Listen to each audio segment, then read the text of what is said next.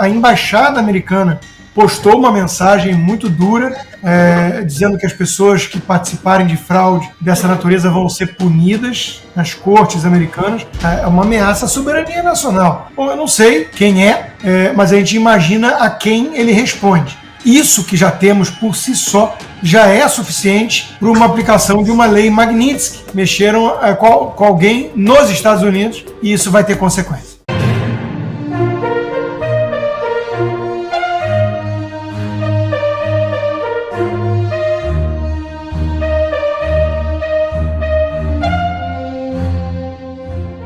Prefeito de Sorocaba é alvo de operação da Polícia Federal. Isso mesmo. Conhecido por viralizar nas redes sociais com vídeos que mostram medidas adotadas em sua gestão, o prefeito de Sorocaba, Rodrigo Manga, é alvo de uma operação da Polícia Federal nesta quinta-feira. De acordo com a CNN Brasil, os agentes cumprem mandados na casa do chefe do Executivo Municipal. A ação policial acontece cerca de uma semana após Manga anunciar que pretende ser candidato à presidência da República na eleição de 2026, caso o governador Tarcísio de Freitas dispute a reeleição em São Paulo e em caso do ex-presidente Bolsonaro não seja representante da direita. Fotógrafo revela o que tem no gabinete de Moraes e logo depois, estranhamente, apaga a publicação. É isso mesmo. Durante uma visita ao gabinete do ministro Alexandre de Moraes do Supremo Tribunal Federal, realizada no dia 26 de março, o fotógrafo Fábio Setti, da New Yorker Magazine, registrou mais do que apenas imagens. Ele compartilhou detalhes curiosos do ambiente e da recepção calorosa que recebeu do magistrado, mesmo em um dia marcado por tensão política. Em uma publicação feita em seu perfil no Instagram, posteriormente apagada, o fotógrafo descreveu o gabinete de Moraes como um ambiente amplo, com grandes janelas e com a biblioteca repleta de livros. Entre os elementos que chamaram a atenção estavam imagens religiosas, tanto de orixás quanto de santos católicos, além de uma camisa do Corinthians autografada. Apesar da repercussão do relato nas redes, a postagem original foi excluída por Setti, que também limitou os comentários em outras fotos do perfil. A atitude parece ter sido motivada pela viralização do conteúdo que gerou grande volume de interações e muitas críticas. Viagens secretas. Governo Lula passou a ceder aviões da FAB ao STF, com sigilo de passageiros por 5 anos. É isso mesmo. Se há algo que une o governo Lula e o Supremo, é a Força Aérea Brasileira, o talento de voar, especialmente quando o destino é sigiloso. Desde 2023, ministros do STF passaram a usar aeronaves oficiais da FAB com frequência, em crescente descrição meticulosamente calculada. Os nomes dos passageiros ficam em segredo. Os motivos das viagens, missões institucionais genéricas, ou seja lá o que for, é uma aula prática de falta de transparência com carimbo oficial. Agora, consta, vamos lá, o caso Felipe Martins é um pouco o paradigma dos absurdos que estão acontecendo aqui no Brasil. A pessoa que foi presa, foi privada de sua liberdade, só foi liberada e ainda está com tornozeleira eletrônica, então não está plenamente livre, não pode dar entrevistas, ainda está com contas bloqueadas, apenas porque era manifestamente evidente que isso foi uma fraude e que o governo americano tinha que responder por isso. Então, o que você acha que aconteceu no caso do Felipe Martins e o que acha que está por vir nesse caso, lá nos Estados Unidos e aqui no Brasil? Bom, Cauti, alguma autoridade importante brasileira, a mando de alguém mais importante ainda, deve ter sido, no mínimo, cúmplice para essa adulteração, e os americanos levam isso a sério, né? Muito a sério. É uma ameaça à soberania nacional. Dessa vez pode ter sido por alguma cisma de algum juiz qualquer, de um país tupiniquim qualquer, para prender com um pretexto qualquer alguém inocente. Mas amanhã pode ser para a entrada de um terrorista disfarçado, uma coisa assim. Então os americanos levam isso muito a sério. A embaixada americana postou uma mensagem muito dura em relação a isso, né? Dizendo que as pessoas que participarem de fraude dessa natureza vão ser punidas nas cortes americanas. Para o juiz aqui da Flórida ter acatado essa denúncia, ele enxergou, no mínimo, indícios de coisas muito graves. O Alan dos Santos diz que já sabe o nome da pessoa, que seria um brasileiro naturalizado americano. Bom, eu não sei quem mas a gente imagina a quem ele responde. né? E isso foi motivo hoje de uma postagem bem longa do deputado Eduardo Bolsonaro, que é visível, né, é perceptível a subida de tom que ele andou dando desde o dia que ele também se asilou de alguma forma nos Estados Unidos, né? Então ele está partindo para cima e denunciando esses absurdos todos de uma forma bem mais veemente, e essa postagem dele hoje foi exatamente dessa natureza, né? Olha, isso que já temos por si só já é suficiente para uma aplicação de uma lei Magnitsky, mas tem muito mais coisa errada sendo feita no Brasil em nome da democracia. E você mesmo mencionou que o caso do Felipe Martins é paradigmático e tudo. Olha, o difícil para o brasileiro hoje é escolher o pior caso, porque aí você olha e fala, tá, mas tem o Daniel Silveira preso ainda hoje por um crime de opinião com imunidade parlamentar. Tem a Débora dos Santos, cabeleireira, que foi condenada a 14 anos, só agora foi para domiciliar depois de 2 anos por um batom. Então, tem o pipoqueiro, tem o cara de rua, morador de rua. Então, você vai somando, tem o Clesão que faleceu na prisão. Então, é difícil até você escolher qual é o caso mais simbólico, sintomático da situação ditatorial do estado de exceção que nós mergulhamos. E isso é grave, porque significa que não é um caso isolado ou outro. São muitos casos, o que compõe já um regime opressor que usa ou abusa do poder para praticar todo tipo de arbítrio contra os seus desafetos. Só que dessa vez mexeram com a pessoa errada, não sei, mas no lugar errado. Mexeram com alguém nos Estados Unidos e isso vai ter consequência. Serrão, mesma pergunta para você. O que aconteceria no Brasil caso alguém fosse condenado nos Estados Unidos? Olha, agora a gente vai ver de verdade o que é justiça. Porque o caso Felipe Martins ele é assustador. De todos esses absurdos que você teve pós 8 de janeiro, o dele chama a atenção pela tortura psicológica comprovada.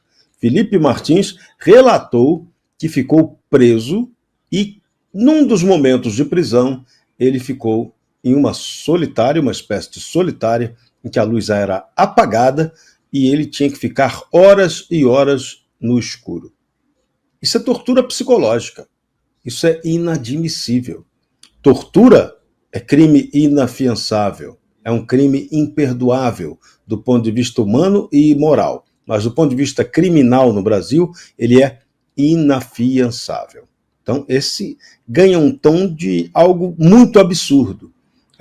Voltamos a um pau de arara citado em épocas pretéritas no Brasil, em outras ditaduras, sendo feito de uma outra forma, por pressão psicológica.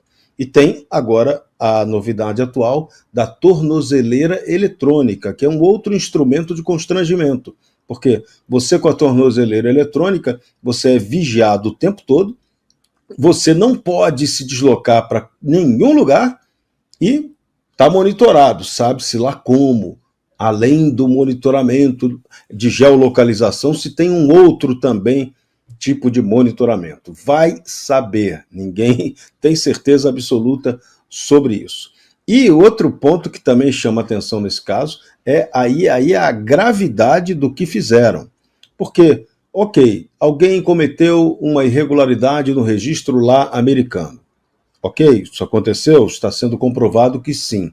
Agora, o pior é a autoridade brasileira não ter verificado se aquele dado realmente era verdadeiro e decretou a prisão do Felipe Martins com base em um dado falso.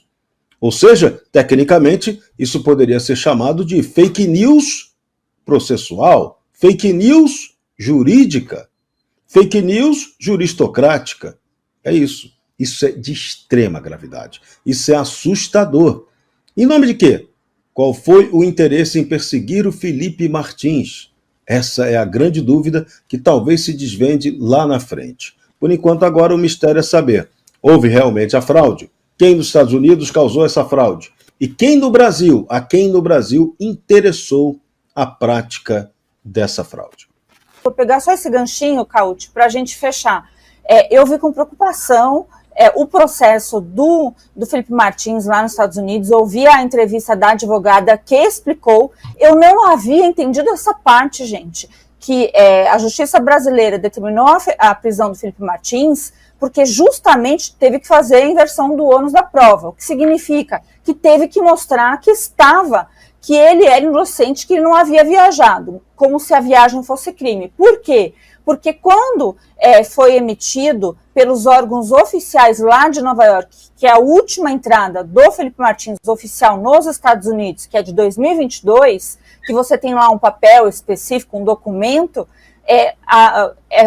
esse departamento de Nova York voltou dizendo isso. E aí, quando eles questionaram mais uma vez para pegar essa informação com Nova York, já havia então esse registro, que deste processo que se iniciou hoje, mostrando a fraude processual, né? Que aí o governo americano se mostrou, o juiz americano também, a justiça americana, com interesse de constatar a fraude. Mediante essa fraude constatada, que é o uso do passaporte que já havia sido informado que não era mais aquele, o erro do nome e a correção posterior, a gente tem todas essas informações que vão, com toda certeza, desdobrar em outras ações, não essa especificamente nos Estados Unidos, e a gente espera que no Brasil também. Só que para isso a gente vai esperar ter uma justiça, aquela justiça que eu, o doutor André Marcília e outros advogados sempre trabalhamos, aquela justiça que tem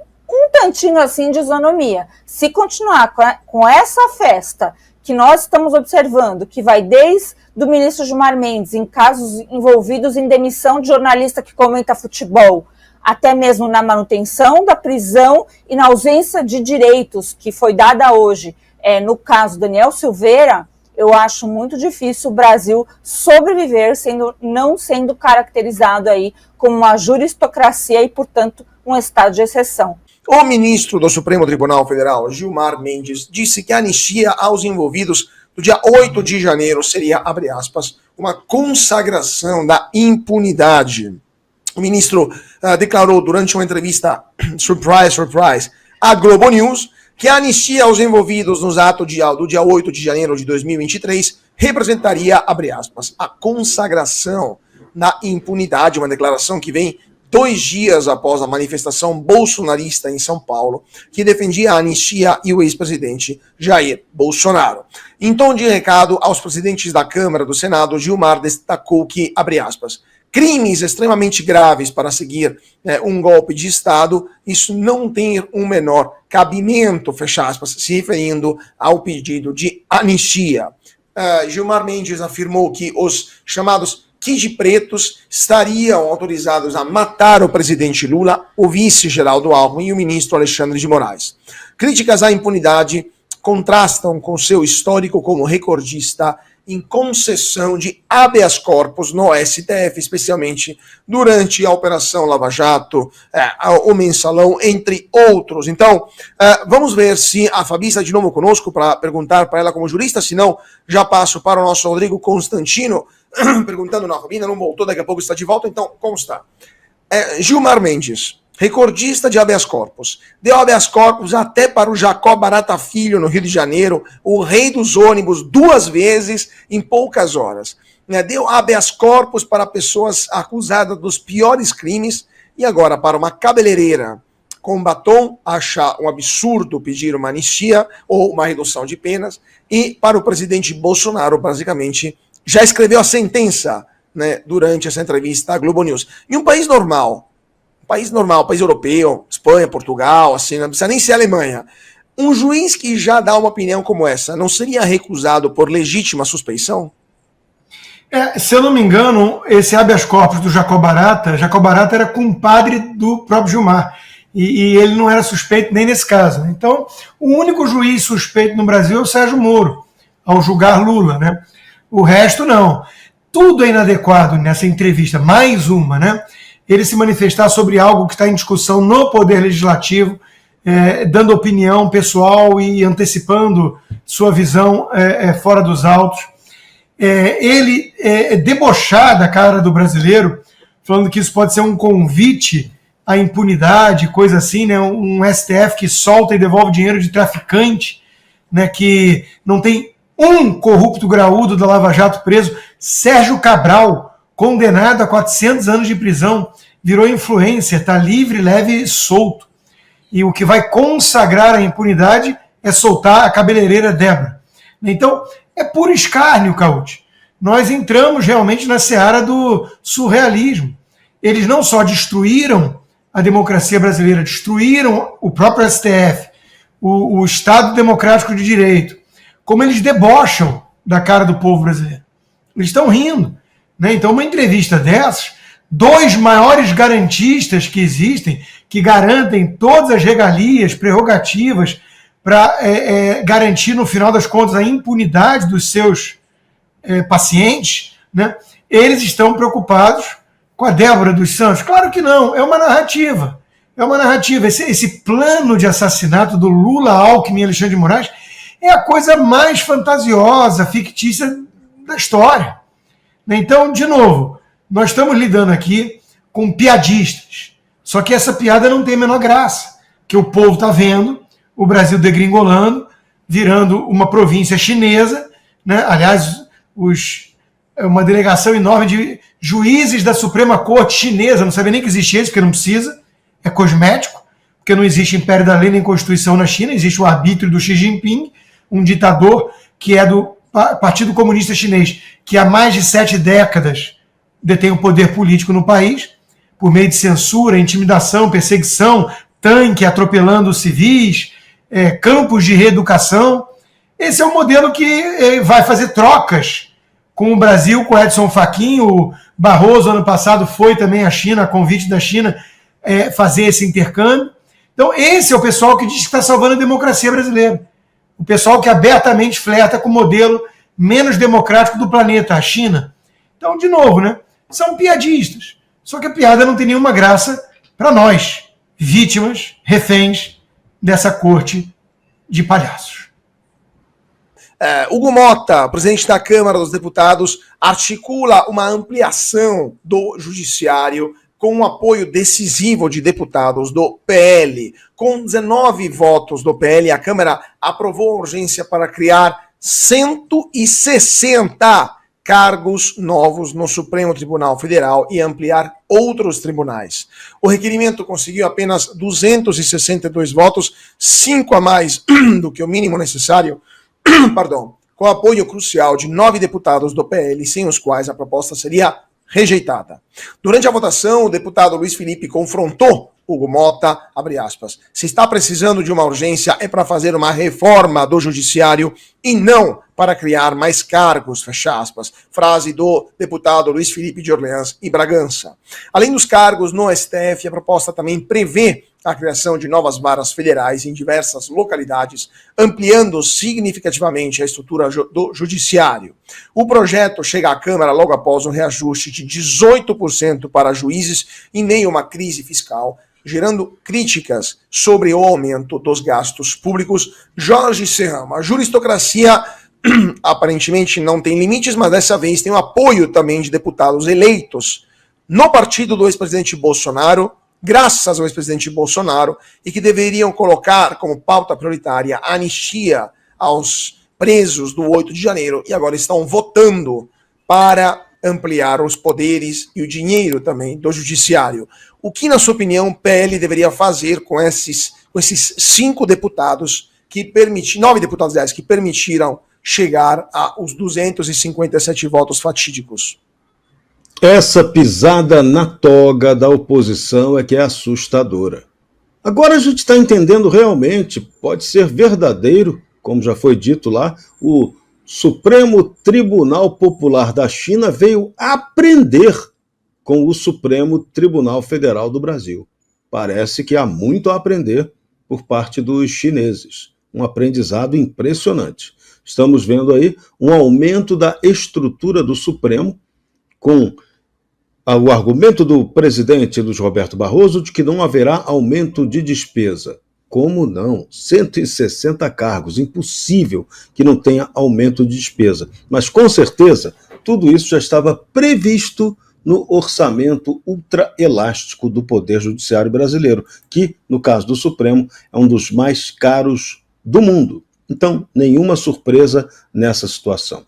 O que também nos surpreende é a oposição sempre dando mancada, sempre deixando de cumprir o seu papel. Havia uma obstrução e, de repente, sumiu a obstrução e aparecem 9 votos salvadores para garantir mais vagas em cargos comissionados dentro do Supremo Tribunal Federal. Então tem algo muito esquisito acontecendo nessa república. Mas o esquisito é a lógica dela. Essa nossa república, ela está sendo comandada pela supremocracia. Não há dúvida de que isso está acontecendo.